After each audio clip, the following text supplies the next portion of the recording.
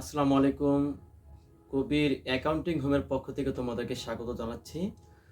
আমি তোমাদের সামনে আরও একটি নতুন ভিডিও নিয়ে হাজির হয়েছি। শিক্ষার্থীরা, আজকে আমার আলোচনার বিষয়বস্তু হিসাব বিজ্ঞানের ১০ম অধ্যায়ের যে আর্থিক বিবরণী অঙ্কের মালিকানা সত্ত্ব আছে, সেই মালিকানা সত্ত্ব নিয়ে আজকে আমি এখানে আলোচনা করব। আমরা একটু বোর্ডের দিকে খেয়াল করি। মালিকানা সত্ত্বে বের করার যে নিয়ম, সেই নিয়মটা এখানে দেয়া আছে। শিক্ষার্থীরা, এই অঙ্ক থেকে যখন আমাকে মালিকানা সত্ত্ব বের করতে হবে, এই লেনদেনগুলোকে নিয়ে কিন্তু কাজগুলো করতে হবে। তবে একটি অঙ্কে কখনো পরিপূর্ণ এই যে লেনদেনগুলো কখনোই থাকবে না। তবে এর মধ্য থেকে আমাদেরকে দেখতে হবে যে কোন কোন লেনদেনের সাথে আমাদের মালিকানা সত্ত্ব বের করার সাথে সম্পর্ক আছে, এবং সেইটা নিয়ে আমাদেরকে কাজগুলো করতে হবে। তো আমরা একটু খেয়াল করি যে এখানে মালিকানা সত্ত্ব বের করতে গেলে আমাদেরকে সর্বপ্রথম রিয়ামিলে খেয়াল করতে হবে যে মূলধন আছে কিনা। যদি মূলধন থাকে, আমাদেরকে সর্বপ্রথম মূলধনটা এখানে দেখাতে হবে। এটার সাথে আমাদের অতিরিক্ত মূলধন থাকবে। এখন এই অতিরিক্ত মূলধন রিয়ামিল এবং সমন্বয় উভয় জায়গায় কিন্তু থাকতে পারে। যদি সমন্বয় থাকে তাহলে আমাকে এখানে যোগ করতে হবে, যদি রিয়ামিলে থাকে তাও আমাকে এখানে এই অতিরিক্ত মূলধনটি আমাকে যোগ করতে হবে। এরপরে মূলধনের সুদ। মূলধনের সুদ যদি কখনো সমন্বয় বের করতে বলে, তাহলে সেই মূলধনের সুদের আমাদের কাজ হবে কিন্তু দুইবার। একবার কাজ হলো কি, বিশদ আয় বিবরণী অন্যান্য ব্যয়ের মধ্যে এই মূলধনের সুদটি আমাকে দেখাতে হবে, এবং দ্বিতীয় কাজ হলো মালিকানা সত্ত্ব বের করার সময় এই মূলধনের সুদটি আমাদেরকে যোগ করতে হবে। মূলধনের সুদটা কি করে বের করতে হয়, আমি কিন্তু পূর্বে নিট মুনাফা বের করার সময় আমি সেই বিষয়টা এখানে তখন উপস্থাপন করেছিলাম। তো সমন্বয় বের করতে গেলে আমাদেরকে কাজটা এইভাবে করতে হবে।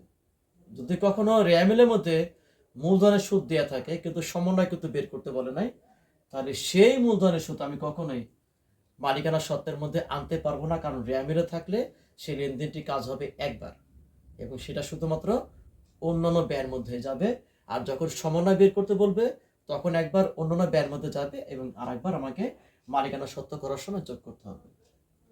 তারপরে সাধারণ সঞ্চিতি বা সঞ্চিতি তহবিল, একই কথা।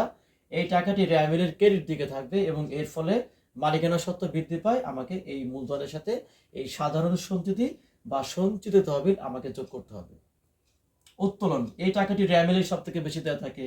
উত্তোলন, আয়কর, জীবন বীমা প্রিমিয়াম, এই টাকাটি সব থেকে বেশি রিয়ামিলে থাকে। এই তিনটাই কিন্তু মালিকের ব্যক্তিগত উত্তোলন। অনেক সময় সমন্বয় কিন্তু উত্তোলন থাকতে পারে। সমন্বয় রিয়ামিল যেখানে থাকবে না কেন, এই উত্তোলন আমাকে মালিকানা সত্ত্ব বের করার সময় অবশ্যই বাদ দিয়ে দেখাতে হবে। তারপরে উত্তোলনের সুদ। যদি কখনো সমন্বয়ে উত্তোলনের সুদটা আমাকে বের করতে বলে, তখন এটার কাজ করতে হবে দুইবার। একটি কাজ হলো এটা অন্যান্য আয়ের মধ্যে যাবে, দ্বিতীয় কাজ হলো আমাকে মালিকানা সত্ত্ব বের করার সময় এখান থেকে বাদ দিতে হবে। আর যদি কখনো রিয়ামিলের মধ্যে উত্তোলনের সুদটা দেয়া থাকে রিয়ামিলের মধ্যে, তাহলে কখনোই সেই উত্তোলনের সুদ যেটা রিয়ামিলে থাকবে কখনোই মালিকানা সত্ত্বের মধ্যে আসবে না। সেটা শুধুমাত্র অন্যান্য ব্যয়ের মধ্যে, অন্যান্য আয়ের মধ্যে কিন্তু আসবে। আর যখন সমন্বয় বের করতে বলবে, তখন দুইবার কাজ করতে হবে। একবার কাজ হলো অন্যান্য আয়ের সাথে আমাকে যোগ করতে হবে, আর একবার হলো আমাকে মালিকানা সত্ত্ব থেকে বিয়োগ দিতে হবে। প্রতিষ্ঠান যদি নিট মুনাফা অর্জন করে, তাহলে আমাকে যোগ করতে হবে। আর প্রতিষ্ঠান নিট মুনাফা অর্জন না করতে পারে, নিট ক্ষতি যদি হয়, তাহলে আমাকে মালিকানা সত্ত্ব থেকে বাদ দিতে হবে।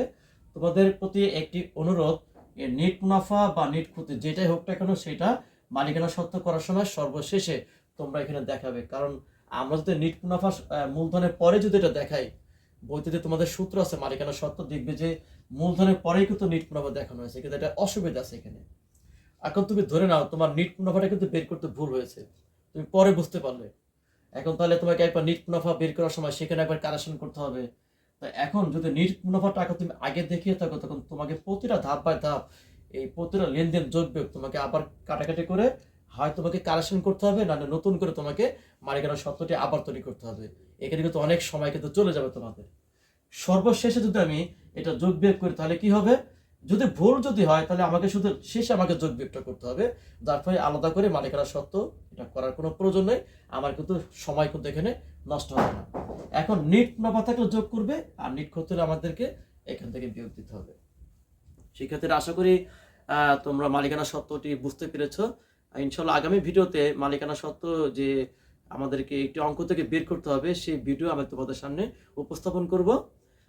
আশা করি তোমরা সেই ভিডিওটি মনোযোগ সহকারে দেখবে। আর একটি অঙ্ক যত আমরা প্র্যাকটিস করব, আসলে আলোচনা তো আমরা করে থাকি, এখানে অনুশীলন বা প্র্যাকটিসটা কিন্তু সব থেকে মূল বিষয়। তুমি যত বেশি অনুশীলন করবে তুমি তত বেশি শিখতে পারবে, তোমার অভিজ্ঞতা কিন্তু ততটাই কিন্তু এখানে বৃদ্ধি পাবে। শিক্ষার্থীরা আজকে এ পর্যন্তই, তোমরা সবাই ভালো থাকো।